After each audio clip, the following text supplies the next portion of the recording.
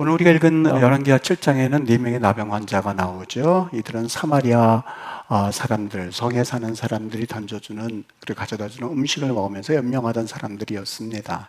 아시는 것처럼 나병 환자가 사마리아 사람들과 같이 살 수 있는 그러한 상황이 안 되다 보니까 그들은 성 바깥에서 살 수밖에 없었고, 그리고 사마리아 사람들이 그들에게 간혹 가다가 불쌍히 여겨서 가져다주는 음식으로 겨우겨우 연명하는 사람들이었습니다. 그렇게 이스라엘 사람들과 이 사마리아 사람들의 있는 그 배경 가운데에 어떤 일이 벌어지게 되냐면 아람 군대가 이 사마리아를 쳐들어오게 되었던 것이지요. 근데 이 사마리아가 해발 800m, 900m 고지에 있는 아주 난공불락의 석입니다. 남쪽 유다에서는 예루살렘이 난공불락이었었고, 그리고 북쪽에서는 이 사마리아 성이 난공불락이었는데, 이때에 이 난공불락의 성을 더 이상 점령할래야 할 수도 없는 기가 막힌 상황 가운데 처해있던 아람 군대가 한 가지 작전을 펼치게 되죠. 바로 고사작전이었습니다.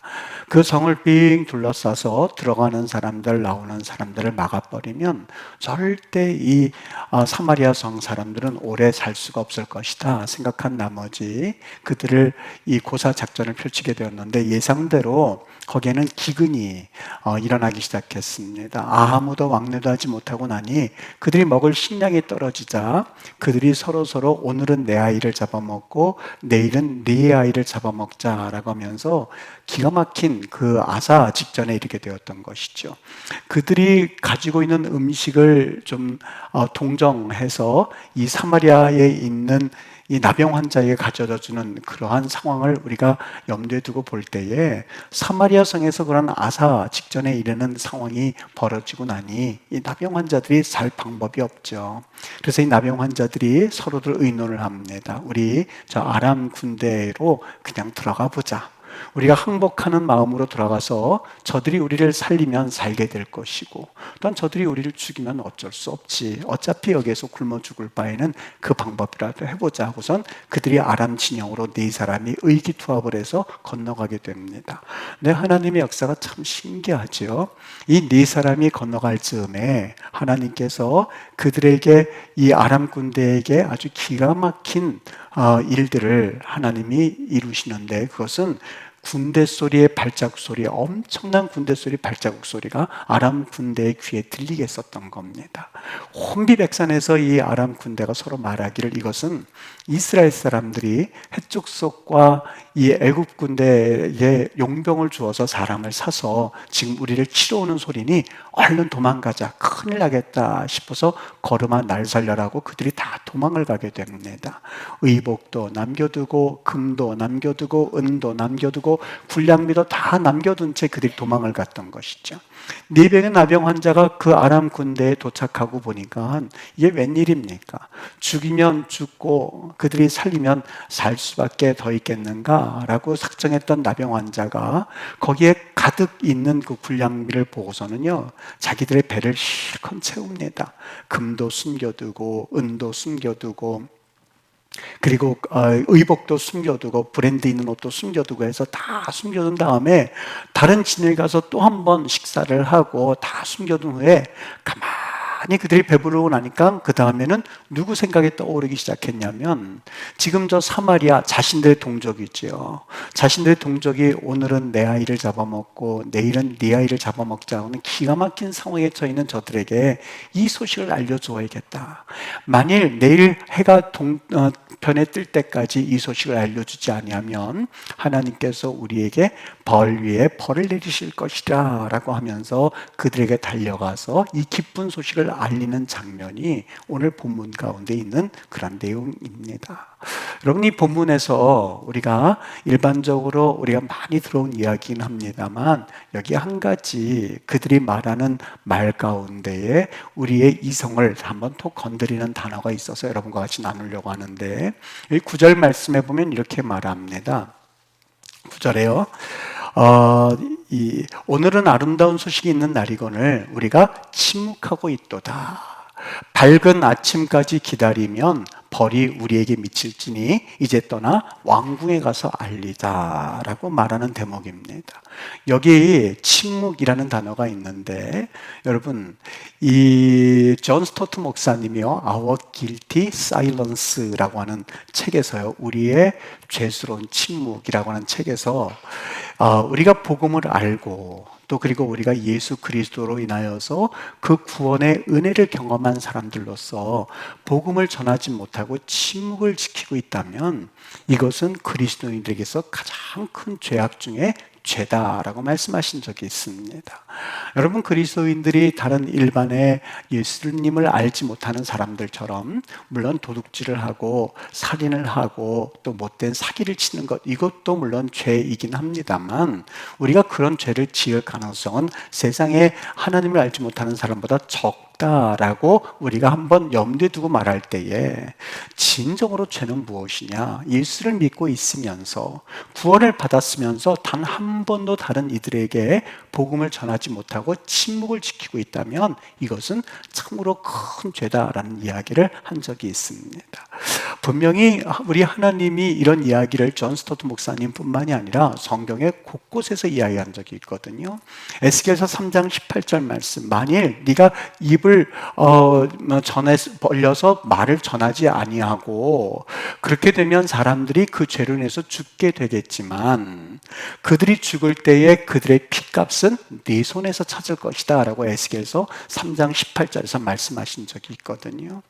여러분 우리가 예수님을 믿고 그리고 구원을 받았지만 단 한 번도 복음을 전하지 못했다면 그 전하지 못한 그 복음을 듣지 못한 사람들은 그 죄로 인해서 죽겠지만 그 죽는 핏값은 누구에게 달려 있다고요? 우리 손에서 주님께서 찾으시겠다고 말씀을 합니다. 정말 기쁜 소식을 알면서 내가 이 소식으로 인하여서 은혜로 살았는데도 불구하고 그 소식을 다른 이들에게 전하지 못한다. 여러분 그 핏값이 얼마나 무서운지 우리에게서 찾겠다는 겁니다. 사도 바울이 이토록 열심히 복음을 전했는데 그 복음을 전할 때에 그 복음을 전한 이유는 다른 데 있지 않습니다. 고린도서 9장 16절 말합니다. 내가 복음을 전할지라도 자랑할 것이 없으면 내가 부득불 할 일임이라. 만일 복음을 전하지 아니하면 내가 화를 당할 것이라 라고 그는 말씀하고 있습니다. 이건 칭찬받을 일이 아니라 내가 복음을 전하기 때문에 자랑할 일이 아니라 이것은 당연한 일입니다. 왜냐하면 그 복음을 전하지 않으면 그 화가 내게 미칠 것입니다 라고 말하고 있는 장면입니다. 여러분 정말 구원을 경험한 사람이라면 복음을 전하는 것이 당연한데 이걸 반대로 내가 복음을 전하지 않는다라고 하는 것은 두 가지 중에 하나일 겁니다. 하나는 복음을 온전히 깨닫지 못했거나 두 번째는 내가 구원받았다고 착각하고 있거나 둘 중에 하나라고 하는 거예요. 여러분 정말 여러분이 하나님을 기쁘시게 한다 이렇게 기도하고 또 그렇게 살고 있습니다만 정말 하나님을 기쁘게 하시는 것은 무엇일까? 그것은 하나님이 관심을 가지는 부분과 내가 관심을 가지는 부분이 일치할 수 있어야만 합니다. 그래야 기뻐할 수 있지 않습니까? 여러분 가정에서 아내와 함께 같이 걸어갈 수 있는 이유는 어디 있을까요? 그 마음이 합해졌을 때에 남편은 아내로 인해서 기뻐하고 아내는 남편으로 인해서 기뻐하는 것 아니겠습니까? 여러분 하나님의 관심사가 어디 있다고 보십니까? 하나님이 무슨 일에 관심이 있다고 보십니까? 우리가 부유하게 되고 우리가 좋은 대학에 들어가고 우리가 좋은 차를 굴리고 좋은 집에 살고 하는 일에 정말 관심이 있다고 보십니까? 정말 그 일을 위하여서 예수님이 십자가 못 박혀 돌아가셨다고 믿으십니까? 디모데전서 3장 18절 말씀 하나님은 모든 사람이 구원을 얻는데 이르기를 원하시고 하나님은 모든 사람이 구원을 얻는 것을 기뻐하시고 모든 사람이 진리를 아는데 이르시기를 기뻐하시니라 라고 말씀을 하셨습니다. 여러분 우리 주님께서 기뻐하시는 이유입니다. 그리고 우리 주님의 관심사입니다. 모든 사람이 어떻게 하면 구원받을 수 있지? 저 사람이 어떻게 하면 진리를 알 수가 있지? 하는데 주님께서 관심을 가지고 계시다는 거예요. 정말 주님을 기쁘시게 하기를 원한다면 만약에 그런 삶과 상관이 없다면 모르겠지만 정말 그런 삶을 살기를 원한다면 주님의 관심은 뭐예요? 모든 사람이 구원 얻는 데 이르시기를 원한다고요. 그래서 사실 에스겔서 33장 11절에 보면 나의 삶을 두고 맹세하노니 악인이 죽는 것을 나는 기뻐하지 않는단다. 너희들은 기뻐할지 몰라. 너희들은 니느웨 백성이 죽는 것을 기뻐할지 몰라. 너희들은 너희들과 원수 같은 민족이 죽는 것을 기뻐할지 몰라. 그러나 나는 악인이 죽는 것을 원치 아니하고 악인이 그 길에서 돌이켜 떠나 사는 것을 기뻐하노라. 도리어 그들이 살아나는 것을 기뻐하신다는 거예요. 여러분, 죄인조차 죽는 것도 기뻐하지 아니하시는 하나님, 죄인들에게 복음이 증거되어져서 그들이 회개해서 돌이켜 회개해서 다시 사는 것을 우리 하나님은 그토록 기뻐하시는데 우리는 거기에 관심조차 없다는 거예요. 사람들은 말해요. 빨리 예수님 오시지. 여러분, 예수님이 늦게 오시는 게 아니에요. 그렇지 않아요. 베드로후서 3장 9절, 주의 약속은 어떤 이들이 더디다고 생각하는 것 같이 더딘 것이 아니라 오직 주께서는 너희를 대하여 오래 참으시고 아무도 멸망하지 아니하고 다 회개하는 데 이르기를 원하노라. 여러분, 주님께서 그냥 우리가 원하는 대로 빨리빨리 오시지 그 바람대로 주님께서 그냥 늦추고 한번 기다려볼래? 이게 아니라는 거예요. 너희 중에 한 사람도 구원받지 못한 데 죽는 것을 난 기뻐하지 않아. 우리의 사는 목적이 뭐라는 거예요? 우리의 살아가는 이유가 뭐라는 거예요? 주님께서 정말 나를 위해서 십자가 못 박혀 돌아가셨다면 뭘 깨달아야 된다는 거예요? 정말 저들이 복음을 듣고 회개하고 다시 살아나는 그 주님의 관심사대로 우리가 사는 것을 사실 주님께서는 아직도 그 십자가 선상에서 우리를 위해서 죽으신 그 예수님이 하늘에서 기도하시고 바라고 계시다는 거예요. 어느 사람이 환상을 봤다 합니다. 근데 예수님이 십자가를 못 박혀 돌아가시는데 그 십자가성에서 예수님이 뭐라고 조금씩 입술을 움직이면서 말씀하시는 거예요. 그래서 이 사람이 그 환상 가운데 예수님 귀에다가 바싹 귀를 댔답니다. 예수님이 뭐라고 그러시나?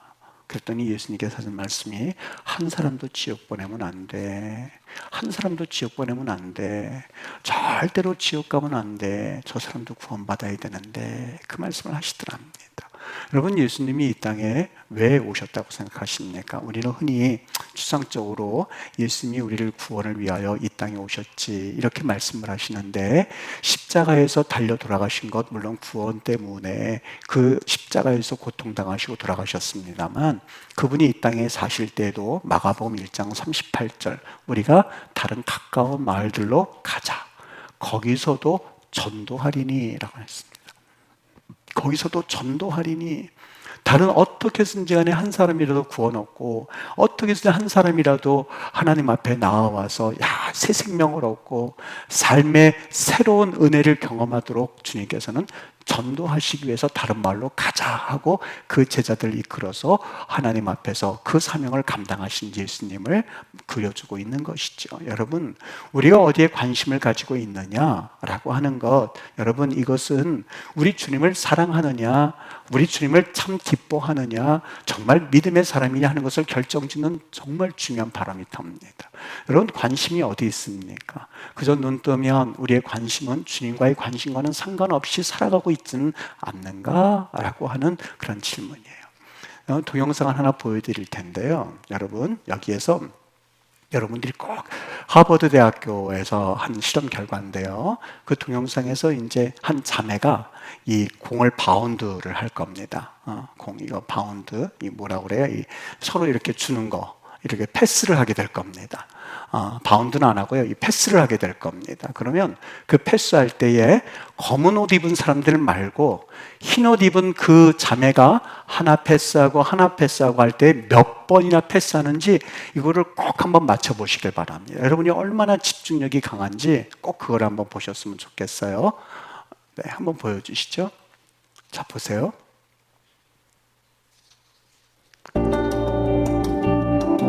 여러분들은 이제 짧은 동영상 하나를 보실 겁니다. 동영상에 등장하는 여성 가운데 흰옷을 입은 여성들이 공을 몇 번 패스하는지를 맞춰보세요.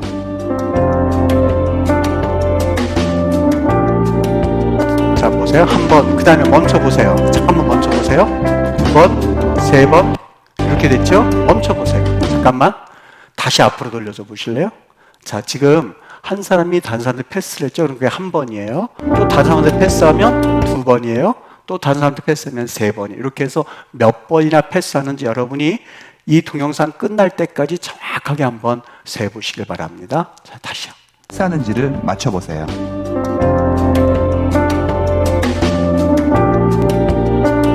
한 번, 두 번, 세 번.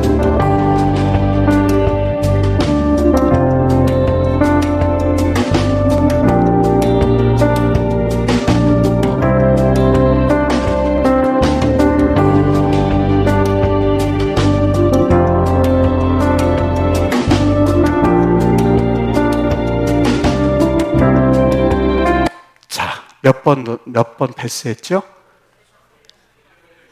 예? 10번, 또 14번이요. 16번. 자, 17. 다 됐습니다. 자, 여기 중에서 여러분 중에서 이 동영상에서 고릴라를 보신 분이 있습니까? 못 봤어요? 고릴라를 봤다면 그분이 비정상이고요. 집중력 있게 본 사람 고릴라 못 보셨어요. 근데 고릴라를 보여드리니까 보세요. 거기에 동영상에 고릴라가 나타나서 가슴을 쿵쾅쿵쾅 치는데 아무도 못 보시는 거예요. 보세요. 정답은 16번입니다. 그런데 혹시 고릴라 보셨나요?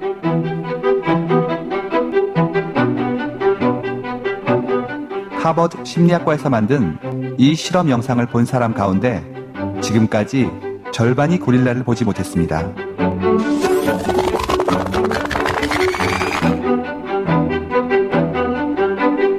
고릴라를 보셨다면 여성 한 명이 밖으로 나가고 커튼 색깔이 바뀐 건 어떤가요? 보셨나요? 네, 여기까지. 자, 보세요. 신기하죠? 커튼 색깔 바뀌었고, 그 다음에 검은색 옷 입은 사람이 한 사람 슬쩍 나가고, 고릴라가 와서 중간에서 막 가슴을 치는데도 아무도 못 봤어요. 여러분, 이거 뭘 말하고 있는 걸까? 여러분, 우리가 눈을 뜨고 그리고 세상을 보고 다녀도요, 우리가 본 게 다라고 생각하지만 아니에요. 그렇지 않다는 거예요. 세상을 살면서 내가 관심 가지고 있는 것들만 보고 다니고, 내가 관심 있는 것들만 내가 집중하다 보니 정말 정작 그 안에서 고릴라가 가슴을 친다든지 뒤에 커튼이 바뀐다든지 사람이 나가든지 하는 것은 전혀 보지 못하는 거예요. 여러분, 여기에서 우리에게 주님께서 뭘 말씀하고 계실까? 여러분, 우리가 정말 사는 일에 집중하다 보니까 돈 버는 일, 자녀 교육하는 일, 그리고 직장에서 승진하는 일, 그리고 내 건강에 집중하다 보니까 사실 주님께서 저 커튼, 이렇게 표현을 할게, 영혼이 구원받아야 하고 영혼이 병들어가고 있음에도 불구하고 보질 못해요. 검은 옷 입은 사람이 나갔는데 영혼이 지옥불에 들어갔는데도 보질 못하는 거예요. 고릴라가 심지어 마귀가 와서 쿵쾅쿵쾅 교회에서 하는데도 불구하고 그저 내 일에 집중하다 보니까 전혀 보지를 못하고 그냥 삶을 살아가는 거예요. 주님이 우리에게 오늘 이 시간에 도전하는 것이 있습니다. 여러분, 오늘 아람 군대에 4명의 사람이 진영으로 갔거든요. 태산 같은 양식과 전리품과 금은과 의복을 다 그들이 경험했어요. 경험하고 나서 그들이 어디로 눈을 돌렸냐면 지금 그 사마리아 성에서 아무것도 먹지 못하고 굶어 죽어가는 그들에게 그들의 눈이 돌아가기 시작했어요. 그들이 관심이 가기 시작했어요. 뜀박질을 해서 바로 거기에 들어가서 여기 아름다운 소식이 있습니다. 의복이 있습니다. 음식이 있습니다. 금은보화가 있습니다. 의복이 있습니다 하는 것을 그들에게 말해 주었었던 것이죠. 여러분, 우리 삶에서는요, 반드시 두 번의 다른 박질이 있어야 되거든요. 하나는 구원 얻기 위해서 여기 구원이 있습니다. 그 구원을 얻기 위해서 정말 열심히 달려왔습니다. 은혜 받고 구원의 도를 알기 위해서 최선을 최선을 다해서 달려왔고 그 일을 위해서 여러분이 애를 쓰고 한 첫 번째 다른 박질이 있는데 또 여기 두 번째 다른 박질이 있습니다. 저 사마리아 성 굶어 죽어가는 사람들에게 이제 저곳에서 하나님의 복음의 말씀을 증거해 주는 그런 심정으로 그들이 거기에 달려가서 음식이 있습니다 라고 말하면서 두 번째 다른 박질을 했었던 것이죠.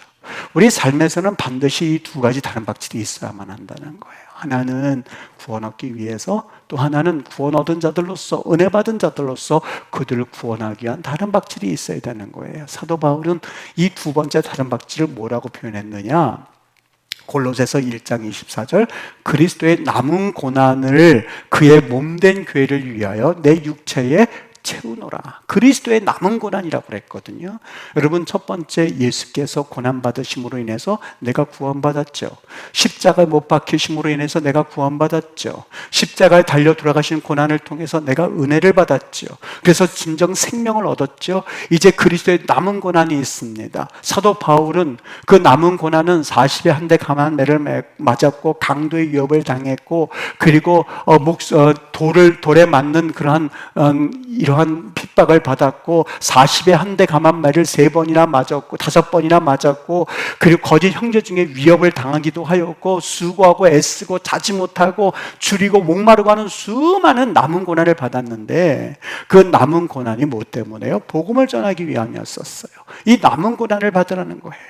주님의 고난은 나에게 구원을 가져다 줬지만, 내가 고난을 받으면 그 고난으로 인해서 다른 사람이 구원을 받을 수 있음에도 불구하고 우리는 사실 다른 사람에게 몇 번 패스했느냐, 그것이 이렇게 표현될 수 있겠죠. 그저 내 자녀들, 그저 내 가정들, 그저 내가 돈 벌고 그리고 호의호식하고 내 거에 관심이 있다 보니까 예수님께서 정말 관심 가지도록 원하셨던 고릴라가 교회에 오는지, 아니면 뒤에 커튼이 바뀌어지는지, 구원받을 영혼이 떨어지는, 거기에는 관심이 없다는, 그저 내 관심에만 집중되어 있다는 것, 이것을 사실 우리에게 보여주고 있었던 겁니다.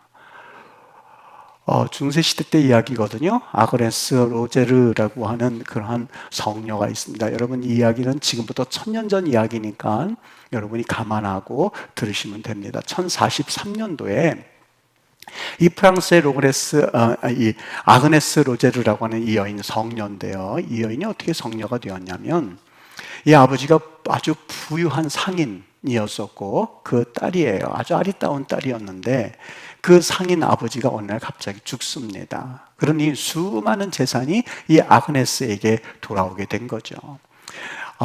이쁘죠. 그리고 부의 딸이죠. 그리고 또 가문도 좋죠. 하니까 수많은 남자들이 이 아그네스에게 청혼을 하는 거예요. 나랑 결혼해 주세요. 나랑 결혼해 주세요. 나랑 결혼해 주세요. 수많은 사람들이 청혼을 하고 있었던 거예요.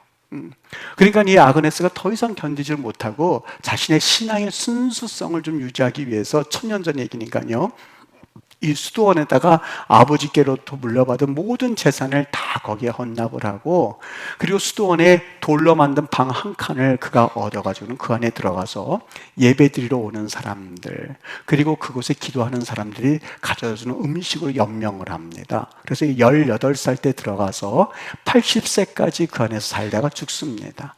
사람들은 그 여인을 정말 신앙의 순수함을 유지하기 위해서 그토록 이 금욕생활을 했었던 그 여인을 성녀라고 부르기 시작했습니다. 성 아그네스 로제르라고 하는 그런 이름을 그녀에게 붙여주었던 것이죠.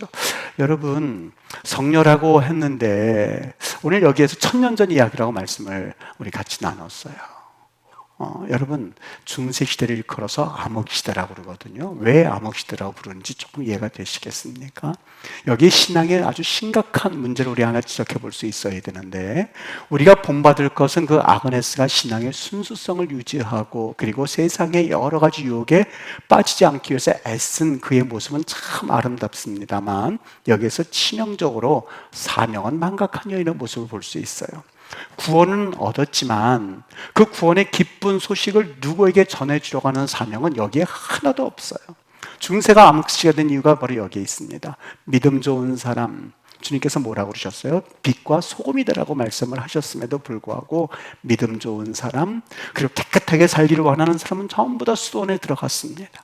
그곳에서 자기가 순수하게 믿음 생활은 했을지는 모르겠지만 단 한 사람도 복음을 전하는 사명 감당하는 일 전혀 하지 않았었던 거예요. 여러분, 우리 중에 그런 분은 없습니까?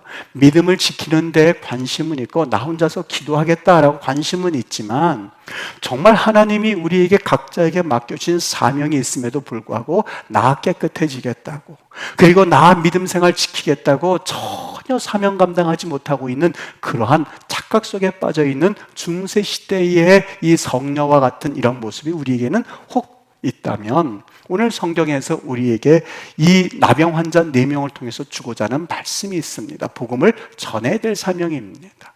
더 이상 내 자녀, 더 이상 내 가정, 더 이상 내 지위, 더 이상 내 거에만 집중한 나머지 아무것도 보지 못하는 인생이라면 주님께서 우리를 부르실 때에, 우리를 부르셔서 하늘나라에 올라가실 때에 참 우리가 주님 앞에 뭐라고 말씀을 할 수가 있겠습니까?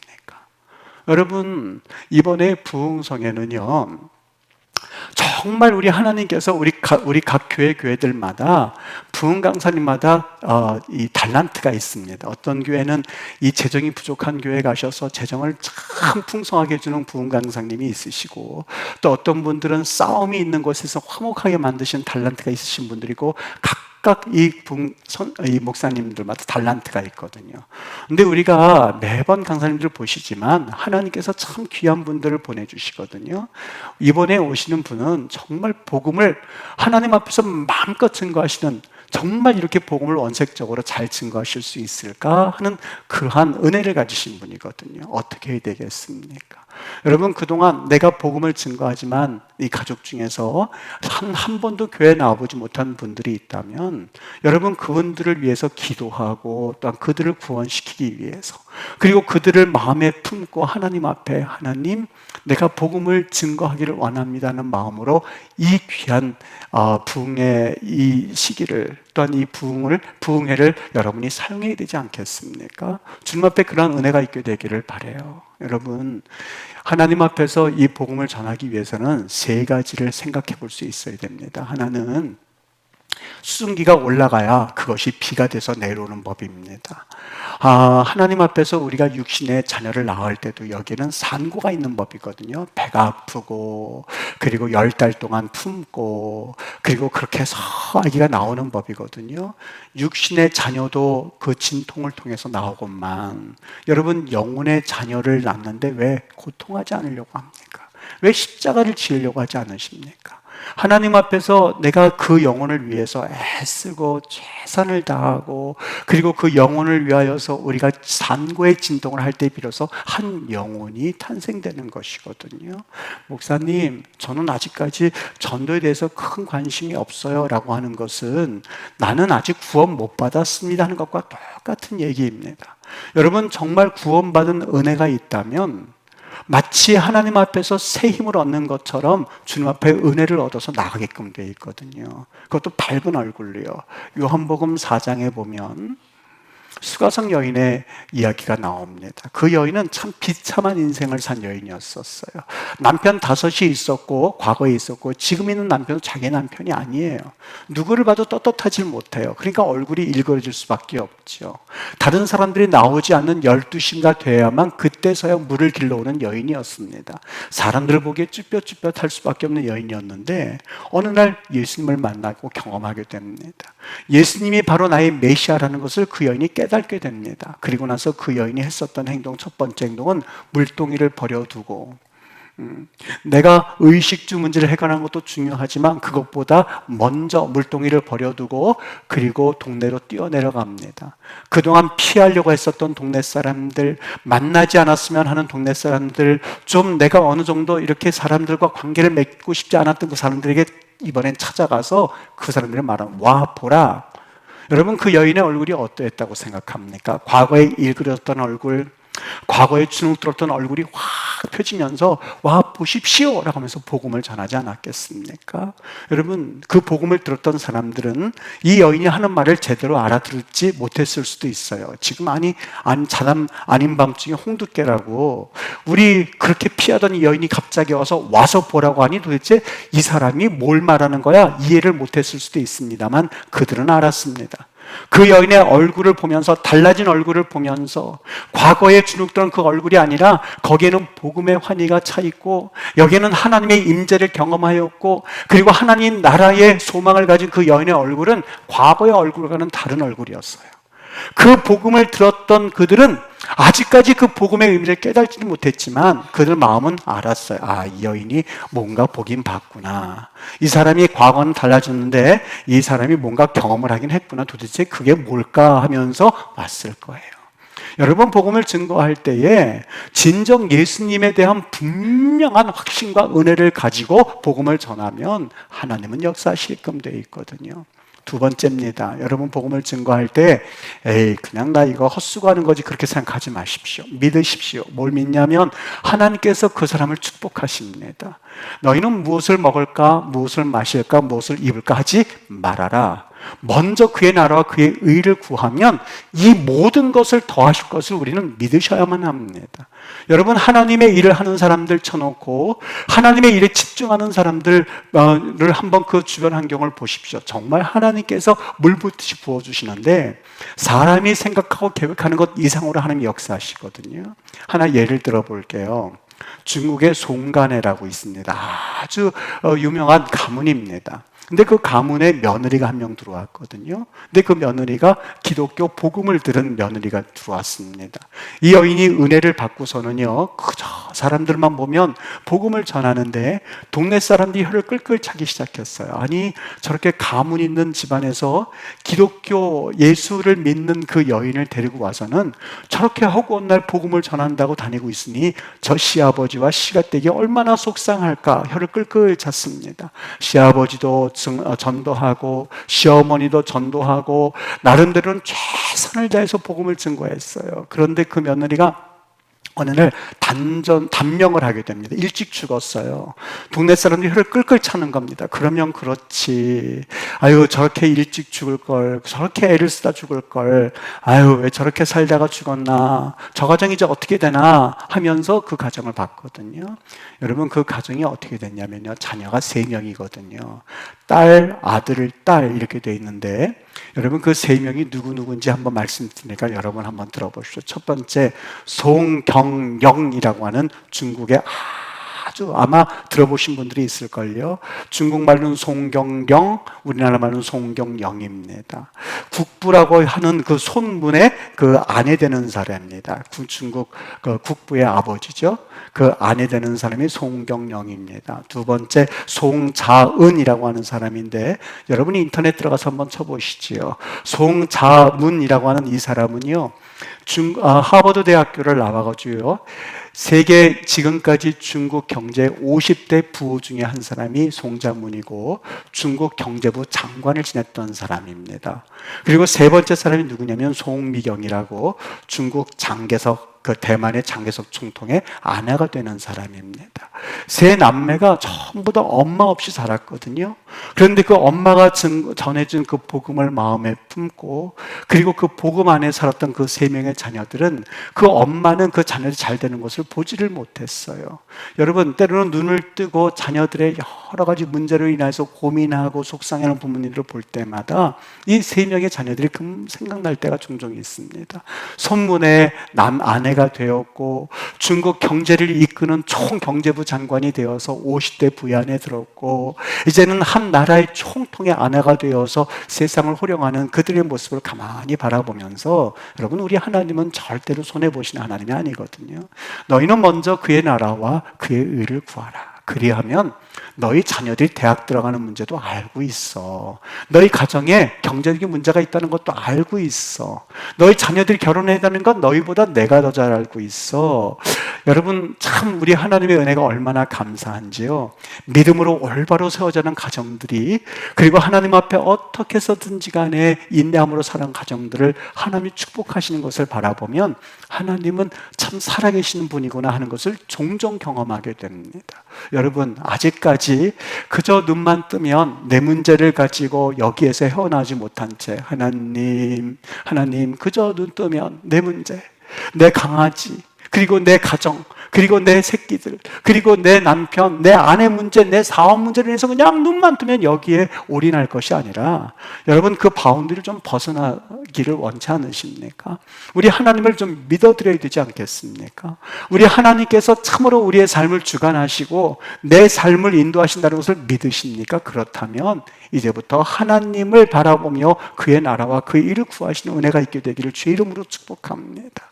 이제부터 내가 보여지는 것에 그냥 집중할 것이 아니라, 여러분 다른 사람에게 몇 번 패스했느냐, 내가 얼마만큼 오늘 100만 원 벌었네, 200만 원 벌었네, 1000만 원 벌었네, 2000만 원 벌었네, 여기에 관심이 있을 것이 아니라 정말 뒤에 커튼이라고 보여줬고 한 사람이 나가고 고릴라라고 표현되어 있지만 하나님께서 기뻐하시는 게 무엇인지 여기에 좀 관심을 돌리면서 산다면 여러분 우리의 삶은 하나님이 지키시거든요.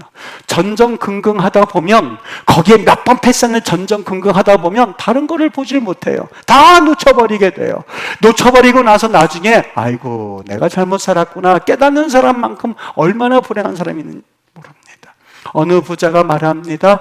내가 창고에다도 음식을 가져다 놓고 그리고 내가 이만큼 쌓아놨으니 이제부터 먹고 즐기자라고 할 때에 주님께서 말하세요. 오늘 이 어리석은 영혼아, 오늘 내가 너를 부르면 이 많은 것들이 네 것이 되겠느냐. 여기 많은 것이라고는 꼭 재물만 말하지 않습니다.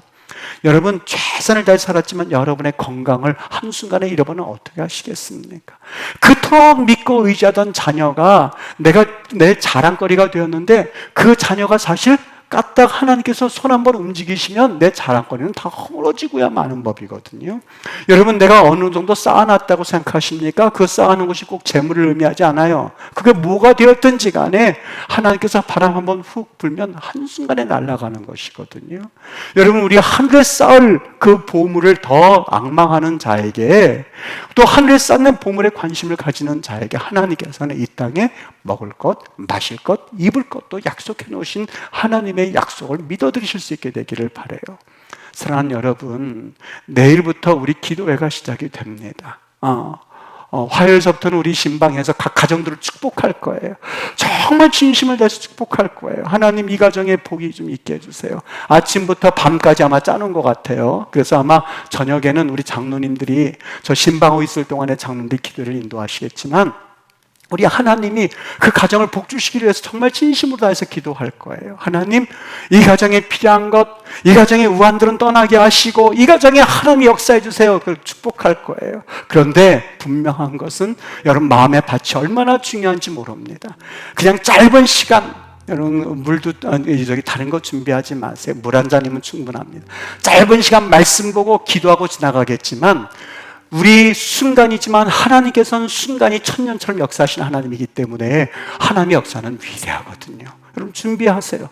기도하는 마음으로 준비하세요. 그냥 1년에 한 번 있다 이렇게 생각하지 마시고 사모하세요. 하나님, 목사님이 오지만 주님께서 은혜를 주셔서 성령께서 오셔서 우리 기도하고 하시는 줄 믿습니다. 믿는 자에게 놀라운 기적은 일어나게끔 되어 있거든요. 하늘문을 바라보십시오. 하나님 위대하신 하나님입니다. 우리가 참으로 다 이제 끝났다 생각할 즈음에 역사하시는 하나님이시고 이게 뭔가라고 할 때 일하시는 하나님이세요. 오늘 아침에 전 참 기분 좋은 소식 들었어요.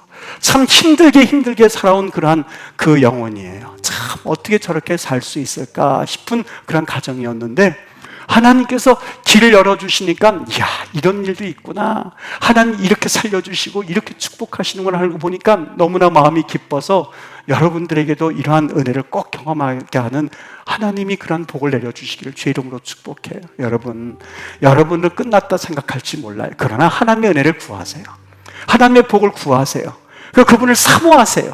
일어나게 될 겁니다. 하나님 붙잡아 주실 겁니다. 그리고 은혜를 사모하면 전도하고 하나님의 영혼을 구원하게 되면 하나님께서 그 상급을 또 주실 줄 믿게 되시기를 주 이름으로 축복합니다. 여러분 믿으십시오.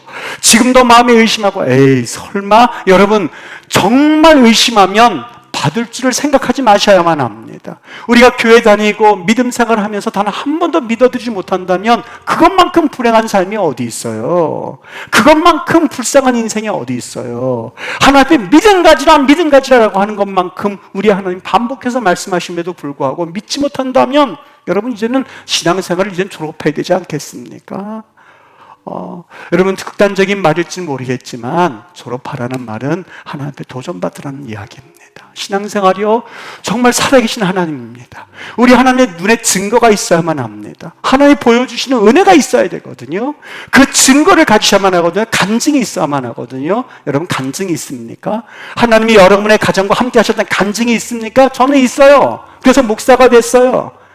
정말 하나님 앞에 그런 간증 가지고 목사가 됐어요. 얼마나 삶이 원래 목회자가 되려는 그런 꿈도 꾸지 못했어요. 다른 길을 이미 정해져 있었어요. 그 길을 가게 될 줄 알았어요. 하나님 앞에서 간증이 있어요. 여러분 어떻습니까? 하나님 앞에 여러분이 얼마나 하나님이 여러분 가정을 붙잡으시는지 간증이 있으십니까? 그걸 한번 보고 싶어요. 그 간증 가지고 그 체험 가지고 남은 일생을 하나님 앞에 드릴 수 있게 되기를 주의 이름으로 축복해요. 내일부터 여러분 우리 기도회입니다. 기도입니다. 나오세요. 나오셔서 기도하세요. 하나님, 내가 이번에 품은 영혼들, 이 영혼들 위해서 기도합니다. 교회 나오면 하나님 그 영혼 내가 전도했어요. 그럼 하나님 은혜 주셔서 전도했어요. 하나님은 상급 주실 줄 믿습니다. 하나님 앞에 구하세요. 올 한 해에 끝나고 나면 금반지 드린다고 하는 그런요 단순히 그냥 하나의 상징에 불과해요. 어떤 분들은 그거 왜 주냐 그렇게 말씀하실 수도 있는데요. 여러분 전도한 데서 이제 어디다 쓰겠어요? 그거 아니야 더한 것도 드릴 수 있어요. 한 영혼이 천하보다 귀하다고 그랬는데 아니 금반지가 문제겠습니까? 없어서 못 드리죠. 그런 거 갖고 말할 게 아니에요. 더 하나님 앞에 헌신하고 하나님 앞에 물질 드리면서 더 하세요. 하나님 앞에 더 하세요. 아니 이거 영혼 구하는데 지금 금반지가 문제겠느냐고요. 여러분 주님의 은혜로 다시 한번 우리 하나님을 경험하고 또 하나님을 체험하고 믿음 가운데 승리하실 수 있게 되기를 주의 이름으로 축복합니다. 그리고 하나님 앞에 교회를 세워나가는 영혼들 되기를 바랍니다. 그리고 다른 사람을 세워나가는 그런 은혜가 있게 되기를 바라요. 그래서 진정 내 영혼이 잘됨 같이 범사가 잘 되는 그런 은혜 안에 사셔서 우리 하나님과 함께 동행하는 그런 귀한 믿음의 복된 영혼들 되시기를 예수의 이름으로 축원합니다. 기도하겠습니다.